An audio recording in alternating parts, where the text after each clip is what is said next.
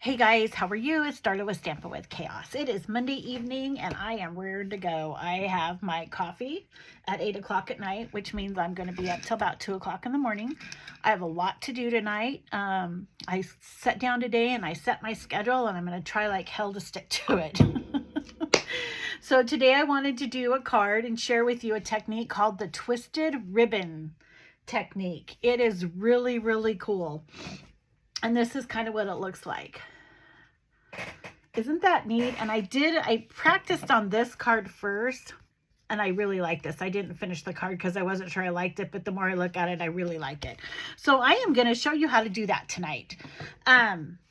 So the first thing I'm going to do is go ahead and put you down. Hopefully, I'm going to try to adjust the lighting here so both of us can see. So bear with me. Okay, so we have our cardstock, which this is our Calypso Coral cardstock, and it is cut 8.5 by 5.5, and then I scored it at 4 1/4 to make the normal size card. And then the next thing I did is I took my basic white cardstock and I cut it to 5 1/4 by 4. I went ahead and I ran it through our embossing machine using our embossing folder, Softly Sophisticated. Love this embossing folder. I've used it several times. I know I've showed it to you, but isn't it cool, the little design that it puts on it? So we're going to go ahead and we are going to tack that down.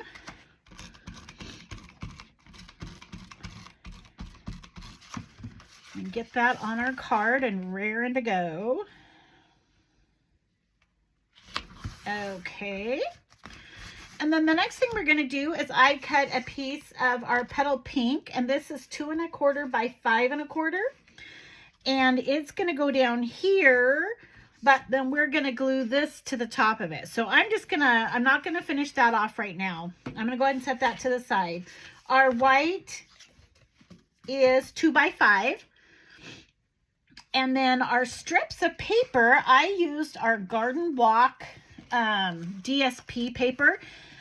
There's several things you could use for this. You could use your scraps of paper, would work perfectly. This is 6 by 6 designer paper that works really, really good because it coordinates, right? So one side coordinates with the other side. So that made it really, really easy to try to figure out what I was going to do for colors. So what they told me was, if you are going to make your strips across a 1/2 inch, then you need to make 1/2 inch marks down your paper. If you're going to make them a 1/4 inch, then you make 1/4 inch marks. Now that was one of the videos that I was watching. I did 1/2 inch strips and I did them longer than the 2 because I want to be able to cut them. So I'm going to go ahead and use the grid, and I'm also going to use a ruler. And so what we're going to do is we're going to go down and we're going to make marks a 1/2 inch all the way down this on both sides. So this grid mark makes it really easy, a lot easier to do, because then you can just follow the lines. So you're going to go down a 1/2 inch.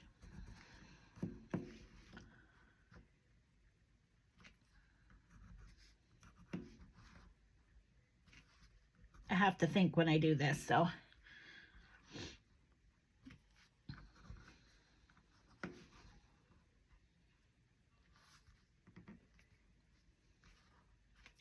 Try to keep it straight. You might even want to put a little bit of piece of washi tape or just a piece of tape to hold it down.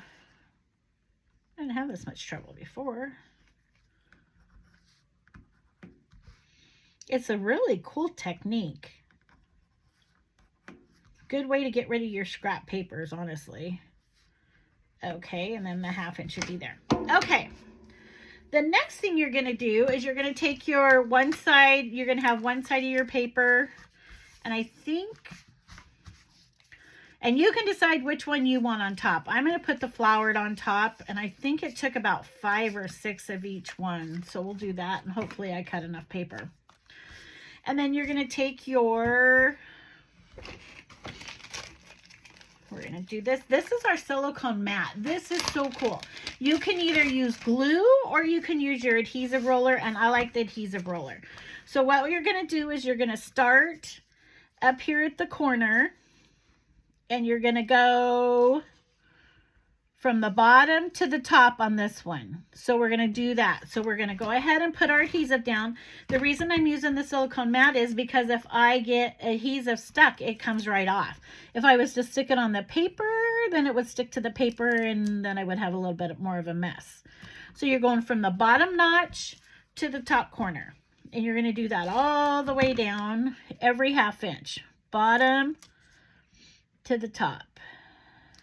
Oops. And it's okay because I did make it long enough that, I should have done that on that one too, that you can go over a little bit. So it'll be easier to, there you go. And we're going to go bottom to the top.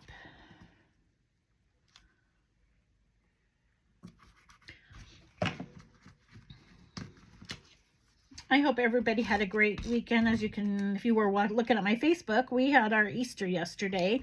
The kids all go to their in-laws usually on Easter Day, so I do not like to share, and I don't like my kids to have to share, so I always, the only one I don't give on is Christmas Eve. I want Christmas Eve, but we usually do Thanksgiving and Christmas, Thanksgiving and Easter we do on different days, so that we can all be with our families. And I get all my kids at once. Works out perfect for me. Okay, and so now we're going to do the other side of the paper. And we are going to go from, it was from the top corner to the bottom of the, this way, 1/2 inch, I think. So then we're going to go from the top, because we're going the opposite direction, down to the bottom. And you could make your papers a little bit longer. The only thing you're going to do is waste more. So I tried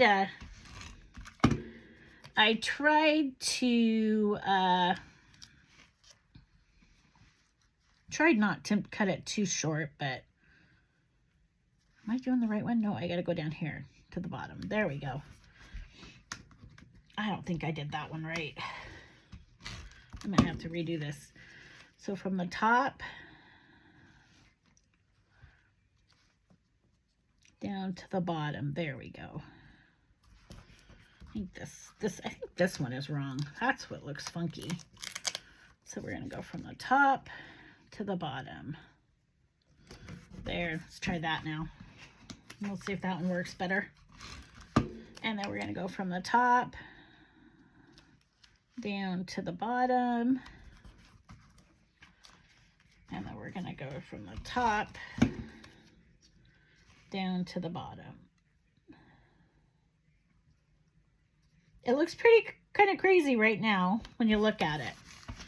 Okay? So that's what it looks like now.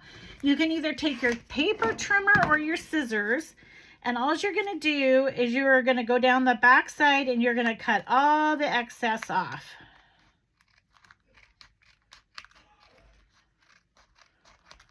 And your crazy mess is not going to look crazy anymore.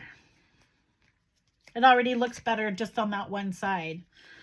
So then we're going to go ahead and cut this crazy side off. If you guys leave any last minute Easter cards, hit me up. I have a couple things going on this week, but yeah, I could sure get them out quick for you. So, and then we're going to cut the bottom off of that one. Now that it's cut, look at it. Doesn't that look cool? And it looks like I did it right. So now that we got that, we are going to take that and we are going to adhere it to, whoops, the petal pink that I cut in 2 1/4 by 5 1/4. So I did it just enough to give it a little bit of a border around it.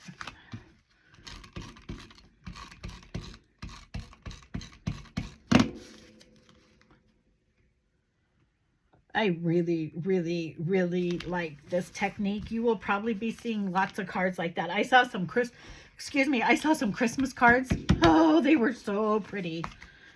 So then we're going to go ahead and we're going to adhere it down. And I think I'm going to leave a little bit of white showing over here, maybe. You don't have to, however you would like to do it.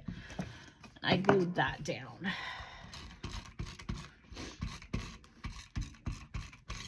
Okay, I think I'm going to leave a little bit of white showing. Okay, get that down there really good. Then I took some more petal pink, excuse me, and I cut it out using our Thoughtful Expression dies. I've showed these to you before. There's a stamp set that goes with this. I did not buy the stamp set. I bought it for the dies itself. There's actually all of those in this. This is a hummingbird. And then there was some other stuff with it. But this is why I bought it. I love it. Okay, so we went ahead and I cut it out using one of the Thoughtful Expressions ones. And then we're going to go ahead and we're going to stamp on it. And I'm just going to stamp just a note. You could put happy birthday. You could put just about anything. Okay, so go down. And on these stamps, you need to be sure that you don't wobble. Man, I got a tickle in my throat. You just go down and come up. Because if you wobble, you get that edge around there. And every time I did that, probably on my practice run before I did my video, was probably 4 times. And I was cussing myself. And I am now putting on, I call them pop-ups, but they are called Stampin' Dimensionals. And what they do is they give this a little bit of dimension. So I'm going to put those up to pop it up on the card. Get that out of the way because I'm going to wear it here in a minute. And we're just going to turn that up like this and kind of place it on there. And then I'm going to add a couple doodads, which these are actually called the Elegant Faceted Gems. And so we're going to take a couple of those and just put them up here on the side. You could put them wherever you wanted. Whoops, whoops. Okay. And then we're going to go to the inside of the card. So on the inside of the card, I already cut out the white paper that I wanted to, or a basic white. And this is going to be 5.5 by 4 1/4. No, I'm not. It's 5 1/4 by 4. Sorry. The card itself is 5.5 by 4 1/4. Okay. And then I cut out a piece of petal pink. And it is 5 by 3 3/4. So the card is 5.5 by 4 1/4. The basic white is 5 1/4 by 4. And the petal pink is 5 by 3 3/4. We're going to stick that. And usually, dang nabbit, you stamp first. But we're going to... Oh, Darla, Darla, Darla. Hopefully Darla doesn't mess it up and it works perfect. And this one I'm going to stamp on and stamp off because I don't want it so dark. So what you do is you stamp on the ink pad, stamp off on the paper, and then just go directly to where you want to stamp it. Once again, this is one of the red ones. You don't want to, you just want to stamp down and stamp up. And then I am going to pop up this little... This is part of that Thoughtful Expressions as well. Die cuts. Isn't that cute? Love it. I'm going to go ahead and pop that up. Might have to use a smaller one. We have our large and our small stamping dimensionals. Use them all the time. These are a necessity for card making or scrapbooking. Either or. We're going to stick that right there. Isn't that cute? And then I'm going to add a little doodad into the middle of that as well. Give it a little bit of color. Oh my goodness. I love it. I get so excited when they turn out. So this is what you call a twisted ribbon card technique. I hope you enjoyed it. I will put all my measurements and in on my blog so you can go over and check it out. I hope you guys have a great day. This is Darla. Whoops. There you are. Whoops. This is Darla with Stampin' with Chaos. I hope you have a great night and we'll be talking to you soon. Bye.